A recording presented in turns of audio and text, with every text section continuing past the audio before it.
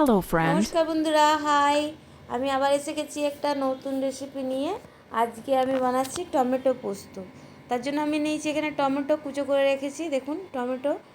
আর আমি নিয়েছি পোস্তটাকে আমি মিক্সিং জারে আগের থেকে বেটে নিয়েছি, পোস্ট করে নিয়েছি। এই যে আপনারা দেখতে পাচ্ছেন টমেটো পোস্ট করে নিয়েছি। এবার আমি গ্যাসটা জ্বালিয়ে নেব। গ্যাসটা জ্বালিয়ে আমি কড়াটা বসিয়ে দিয়েছি। এবার গ্যাসের মধ্যে গ্যাসটা অন করছি। ততক্ষণ আমি দেখি তাহলে কড়াটা গরম হোক, এর মধ্যে দিয়ে দেবো আমি 2 চামচ সর্ষের তেল। তেলটা যতক্ষণে গরম হচ্ছে, আপনাদের বলে রাখি বন্ধুরা, আপনারা রেসিপিটা দেখবেন, লাইক করবেন, শেয়ার করবেন, আর কিছু কমেন্ট থাকলে কমেন্ট করে জানাবেন। নতুন কিছু রেসিপি জানতে চাইলে সেটাও আপনারা করতে পারেন। তেলটা দেখুন আমার গরম হচ্ছে, ততক্ষণে আমি আপনাদের সঙ্গে একটু কথা বলে নিই। আপনারা কে কেমন আছেন, কেমন লাগছে আমার ভিডিও একটু জানাবেন আমাকে, তাতে আমার ভালো লাগবে। এবার দেখুন তেলটা গরম হয়ে গেছে। তেলটার মধ্যে আমি দিয়ে দিচ্ছি একটু কালো জিরে দেওয়া হয়ে গেছে। এবার আমি এর মধ্যে একটু নাড়াচাড়া করে নেব। নাড়াচাড়া করার পর আমি দিয়ে দিচ্ছি এর মধ্যে টমেটোগুলো কুচো করে রাখা।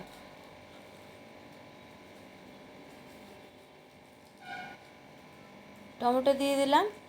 এবার একটু নাড়াচাড়া করব, মিনিট 2 নাড়াচাড়া করে। দেখুন আপনারা, আমি মিনিট 2 নাড়াচাড়া করে নিচ্ছি। তারপর এটাকে ঢাকা দিয়ে রেখে দেবো।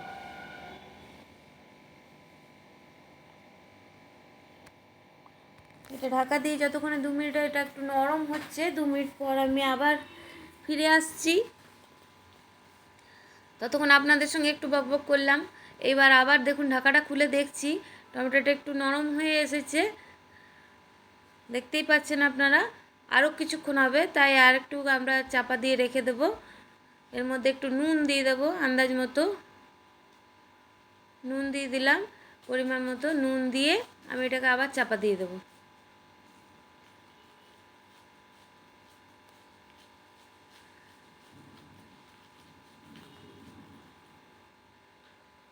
নুন দেওয়া হয়ে গেছে। একটু সামান্য ওই মিষ্টির জন্য একটু চিনি দিচ্ছি।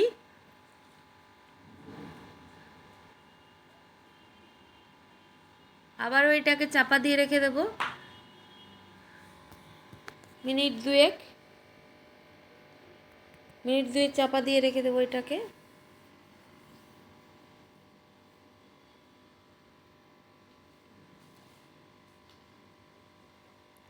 নাড়াচাড়া করলাম, নাড়াচাড়া করে একটু চাপা দিয়ে রেখে দেবো।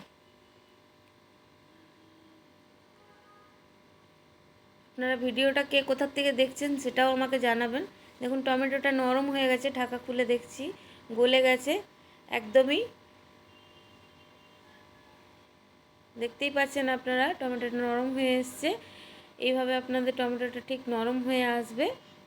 একটু নাড়াচাড়া করে খুন্তি দিয়ে ভালো করে একটু মাখিয়ে নিতে হবে।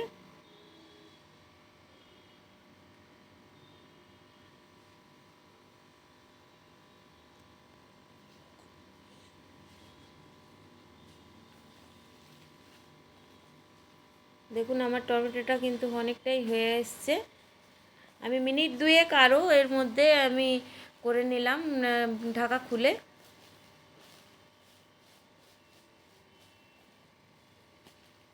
এবার আমি পোস্ত বাটাটাকে দিয়ে দেবো। পোস্ত বাটাটাকে আমি দিয়ে দিলাম।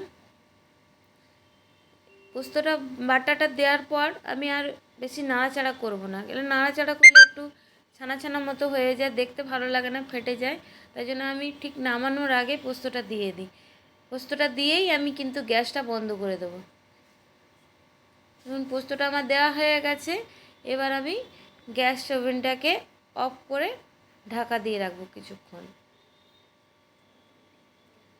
এই যে দেখতে পাচ্ছেন আমি একটু নাড়িয়ে নিলাম সামান্য, বেশিক্ষণ না। এরপর আমি